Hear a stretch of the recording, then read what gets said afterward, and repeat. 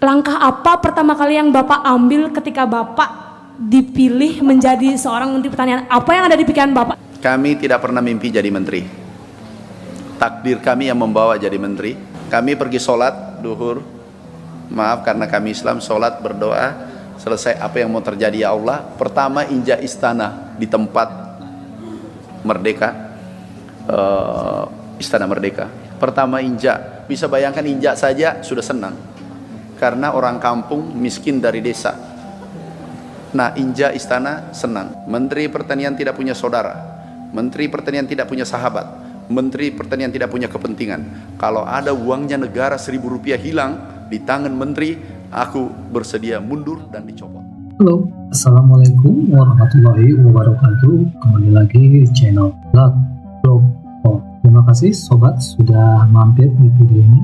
Bagaimana kabarnya sobat? Semoga sobat selalu sehat, selalu dalam lindungan Allah, dan selalu diberi rezeki yang berkah berlimpah. Amin ya Allah ya Rabbal alamin. Pernah nggak sobat mendengar seorang menteri yang kadang jawabannya bikin kaget sekaligus membuka semangat? Nah, kali ini ada momen yang menarik dari Amran Sulaiman, Menteri Pertanian, yang memberikan respon mengejutkan saat ditanya oleh seorang mahasiswa.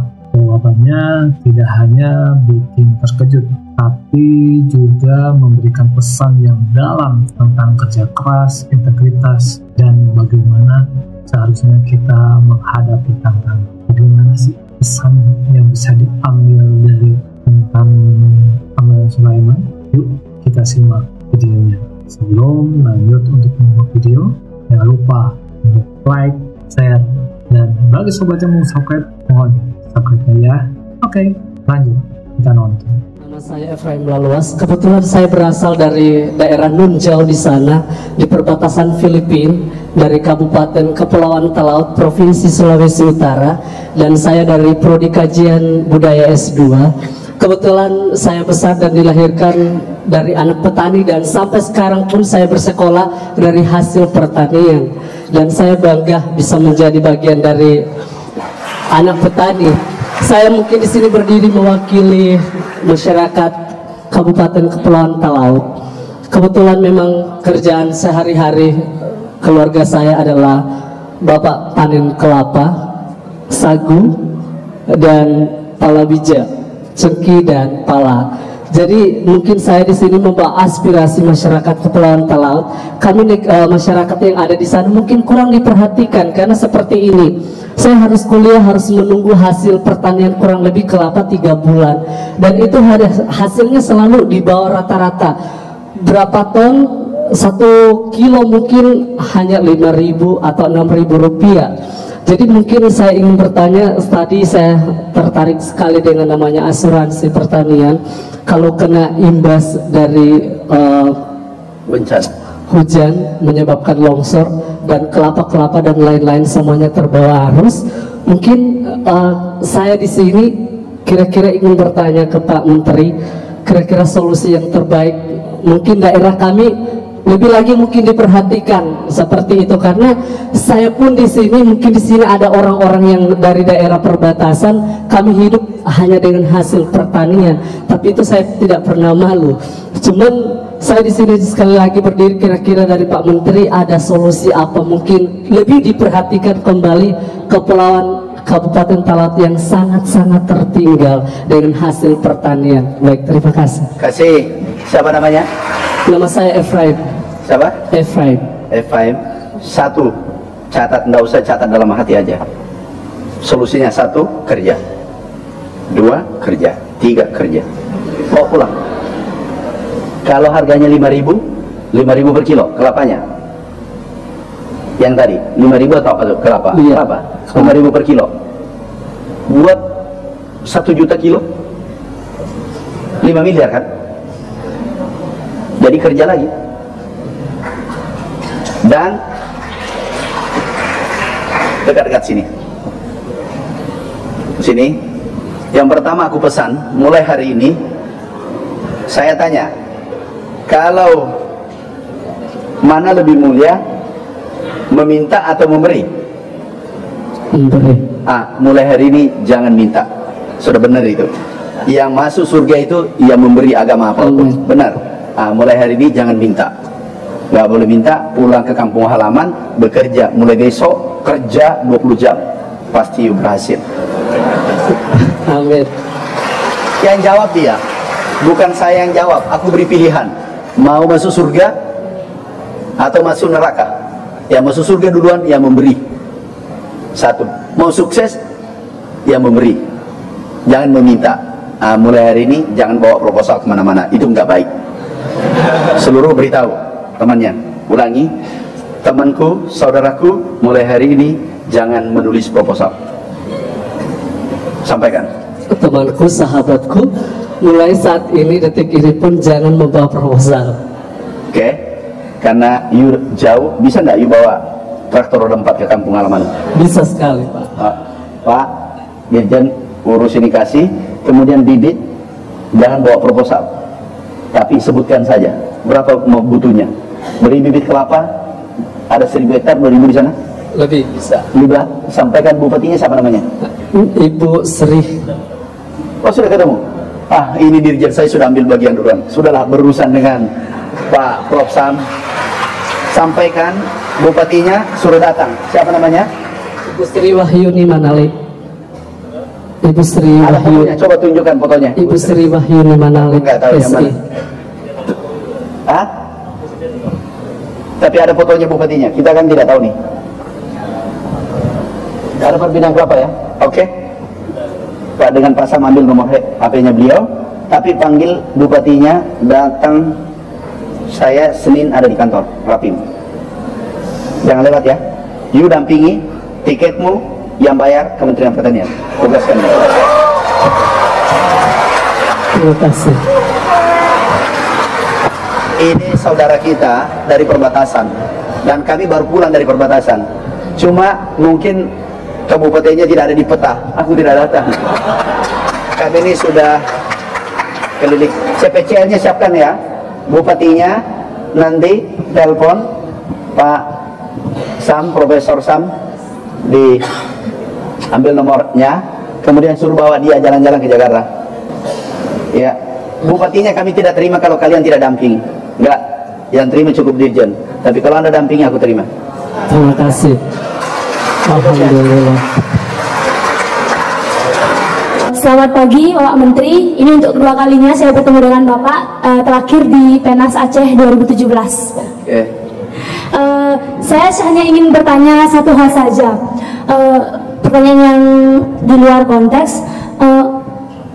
Setelah Bapak dipilih menjadi seorang Menteri Pertanian, apa yang Bapak pikirkan pertama kali? Apa yang kan sangat banyak tantangan-tantangan pertanian, karena selama ini yang saya ketahui informasi pertanian itu sangat kurang, tapi setelah Bapak menjadi Menteri Pertanian, akses kita untuk mengetahui info tentang pertanian itu sangat luas, seperti pada Instagram Kementerian Pertanian. Yang saya ingin tanyakan, langkah apa pertama kali yang Bapak ambil ketika Bapak dipilih menjadi seorang Menteri Pertanian? Apa yang ada di pikiran Bapak dan hal apa pertama kali yang harus Bapak lakukan? Gitu. Terima kasih. Ya, langsung aku jawab. Ini hebat, tepuk tangan. Siapa namanya, Mbak? Emma. You mau jadi konglomerat, pejabat atau? Konglomerat dan Menteri Pertanian nanti 2045, Pak. Oke, bagus. Tepuk tangan. Itu yang bagus, ambil dua-duanya. Pertama, kami tidak pernah mimpi jadi menteri. Takdir kami yang membawa jadi menteri. Yang kedua, kami ditelepon setengah 12.30 malam ke Jakarta. Kami tidak tahu apa yang dipanggilkan. Terus pada saat pelantikan, kan rencana 34 kabinet, yang datang 40. Nah, singkat cerita, sudah duhur kami belum diundang, belum diberi pin ini yang mahal. Kami pergi sholat duhur, maaf karena kami Islam, sholat berdoa, selesai apa yang mau terjadi ya Allah. Pertama injak istana di tempat Merdeka, Istana Merdeka. Pertama injak, bisa bayangkan injak saja sudah senang. karena orang kampung miskin dari desa. Nah, Inja istana senang. Tiba-tiba kami ditunjuk jam 1 kurang sedikit, ditunjuk menjadi, dipanggil, diberi pin menjadi Menteri Pertanian. Tahu, aku bingung. Ini apa, saya masih di dunia atau sudah di akhirat, alam baka ini? Nggak ada. Begitu kami dijemput dengan RI 37 waktu itu, ada pengawal datang, ya Allah, hambamu mau dibawa kemana? Langsung kami masuk kantor, pimpin, sebagian wajah seram, gimana mengendalikan pegawainya dengan PPL kurang lebih 70-100 ribu. Aku camkan, ya Allah, berikan kekuatan melakukan perubahan arah positif untuk negeriku. Kami adalah hambamu yang penuh dengan kekurangan, tapi kami tidak akan mundur setapapun demi kemajuan Indonesia.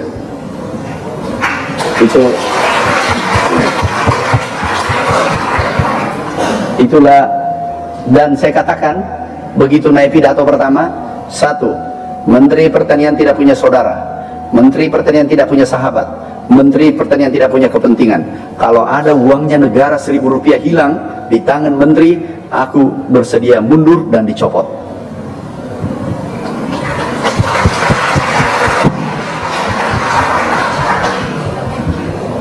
Saya sampaikan saudaraku, mari kita gandengan tangan. Ketua kelas tidak boleh 2, karena barisan tidak lulus kalau 2 ketua kelas, harus 1. Beri kesempatan aku menjadi ketua kelas. Insya Allah, tegur saya, sapa saya kalau salah memimpin barisan. Kalau diterima, aku lanjutkan. Tapi yang tidak terima, tolong minggir dikit. Kebetulan saya jadi ketua kelas. Sederhana. Itu kata. Tapi bingungnya luar biasa. Saya tidak bisa ucapkan rangkai dengan kata-kata di tempat ini. Aku bingung pada saat itu. Karena banyak langsung cari. Mana ini Menteri Pertanian? Nggak ada, blank, nggak ada namanya di internet. Dicari. Ini jangan-jangan salah nama. Dicocokkan lagi, nggak ketemu. Foto nggak ketemu. Kami memang bukan siapa-siapa. Kami hanya hamba Allah. Tapi kalau aku diberi kesempatan, pada saatnya aku goncang dunia dan aku tunjukkan siapa Indonesia. Itulah perasaanku. Juga waktu miskin juga demikian. Jual batu gunung baru bisa makan. Tapi tidak pernah menyerah. Kami pernah tidur di bawah pohon, mengembara di hutan untuk pertanian 8,5 tahun. Jalan kaki 10 kilo tiap hari. Gak pernah menyerah. Kami terlatih. Kami pernah tinggal di perbatasan, digaji 150.000 per bulan. Itu tahun 2000, 15 tahun yang lalu. Mulai terbuka titik cerah kehidupan, titik sukses setelah 13 tahun mengembara. Kalau mau sukses itu minimal 10 tahun. Tapi karena kalian hebat, karena sekarang zaman teknologi 5 tahun Anda bisa rebut itu sukses. Maaf, ini tidak boleh takabur. Ini sebagai motivasi. Dulu modal 500 rupiah pinjam di BRI. Setelah 5 tahun menjadi 3 triliun dalam waktu 5 tahun. Memang Adinda unik tapi nyata. Inilah adanya hamba Allah yang tidak mau menyerah. Nanti kalau mau konglomerat, aku ajari. Gampang. Aku ajari. Gampang, sangat gampang untuk jadi konglomerat. Yang penting tahu 1 tambah 1 2, 2 tambah 2 4, bisa konglomerat. Dan bawa, nggak usah beli kalkulator lagi, buang uang. Ada HP kan? Di situ aja dicari kalkulator. Yang penting tahu 2 tambah 2 4, bisa. Kemudian kerja keras, jujur, disiplin, jangan bohongi orang. Kalau Anda pernah jatuh cinta, pacarnya jangan bohongi. Mana tahu dia nanti jadi presiden.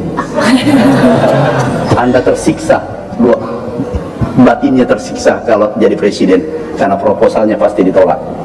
Oke, next. Nah itu ya sobat ya. Jadi ada seorang mahasiswa yang bernama siapa? Ibrahim ya, dari Kabupaten Kepulauan Talaut, mengajukan pertanyaan tentang asuransi pertanian, bagaimana menjadi solusi terbaik untuk membantu para petani di daerah perbatasan.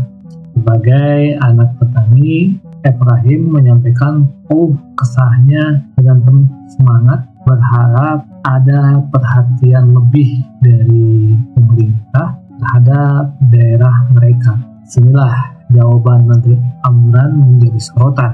Alih-alih memberikan jawaban teknis yang biasa kita dengar dari pejabat, beliau justru memberikan respon yang cukup tak terduga. Dengan tegas, beliau menekankan bahwa solusi terbaik adalah kerja keras. Bahkan beliau menyatakan bahwa mulai sekarang jangan meminta, tetapi bekerja. Mana lebih mulia, meminta atau memberi. Nah, lalu mengajak mahasiswa untuk lebih banyak memberi daripada meminta. Ya. Ini bukan hanya sekedar jawaban, tapi sebuah filosofi kehidupan ya. Yang lebih menarik lagi, Menteri Amran Sulaiman langsung memberikan instruksi konkret. Ia meminta dirjen terkait untuk mengurus bantuan bibit kelapa untuk wilayah Talaud. Ya. Bahkan mengundang Bupati Talaud ke Jakarta untuk membahas langsung solusinya. Ini menunjukkan gaya kepemimpinan yang langsung ke inti permasalahan tanpa birokrasi yang bertele-tele. Tapi apakah ini solusi jangka panjang atau hanya respon sesaat? Nah, itu yang perlu kita lihat dan awasin terus ke depan ya. Nah, selain itu juga mahasiswa lain yang bertanya tentang langkah pertama yang diambil Menteri Amran Sulaiman setelah lantik. Jawabannya, beliau mengaku tak pernah bermimpi untuk jadi menteri. Merasa seperti berada di alam baka saat pertama kali menginjak Istana Merdeka dan langsung meminta pertolongan Tuhan agar bisa melakukan perubahan yang positif, sebuah refleksi yang dalam dan cukup personal. Menteri Amran juga menegaskan bahwa sebagian Menteri Pertanian ia tak punya saudara, tidak punya sahabat, dan tidak punya kepentingan pribadi. Ia bahkan berani menyatakan bahwa jika ada uang negara Rp1.000 aja hilang di tangannya, ia bersedia mundur. Sebuah pernyataan yang berani dan penuh tanggung jawab. Tapi seberapa jauh komitmen ini bisa dipertahankan, itu tentunya menjadi ujian lagi kepemimpinannya ya. Nah, jadi apa yang bisa kita ambil di momen ini, yaitu jawaban Menteri Amran Sulaiman yang mengandung pesan buat tentang pentingnya kerja keras dan kemandirian. Kedua, respon cepat dalam menindaklanjuti aspirasi mahasiswa menunjukkan kepemimpinan yang reaktif dan solutif. Namun tentu saja kita harus tetap kritis. Apakah ini berlanjut menjadi kebijakan nyata atau sekedar respon spontan di depan publik? Nah, ini kita harus tetap pantau ya. Gimana menurut sobat semua? Yuk tanggapi di kolom komentar atas sikapnya Pak Mentan Amran Sulaiman ini yang sangat responsif, memberi jawabannya sangat-sangat di luar dugaan ya.